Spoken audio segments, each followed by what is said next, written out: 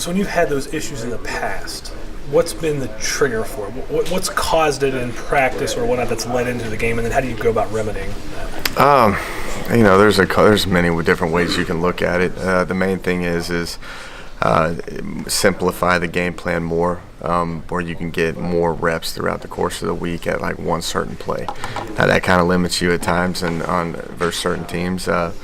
But when you play a team like Iowa State, that they're very base and they play very hard and they keep the ball in front of you and they create turnovers by doing a few things. So your playbook doesn't have to be expanded tremendously. So it's more about just kind of limiting the playbook and focusing in on certain plays and getting more reps this week at it, so they can feel a little bit more comfortable going into the game.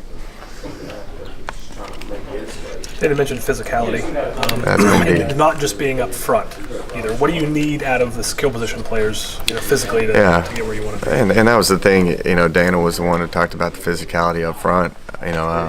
After the game, but once you watch it, it was the physicality across the board. And I thought Oklahoma State got up in our face, and we had trouble getting off press coverage, and we couldn't get any separation, especially in those conditions and how the flow of the game was going. It was tough to make accurate throws, especially when we couldn't get any separation. So that's definitely got to be something addressed this week in terms of, the little things, focusing on the attention to detail, making sure that we're having a physicality in terms of our route running and our perimeter blocking. They do a good job at Iowa State in terms of a lot of disruption on the perimeter, and our kids got to match that on the perimeter if we're going to have some success.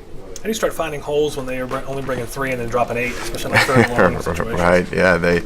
You've got to take what they give you, and you've got to execute it with the physicality. I think what we learned last week with Oklahoma State, and we didn't match the physicality that they brought. That's definitely got to be the intentions this week, because they're dropping.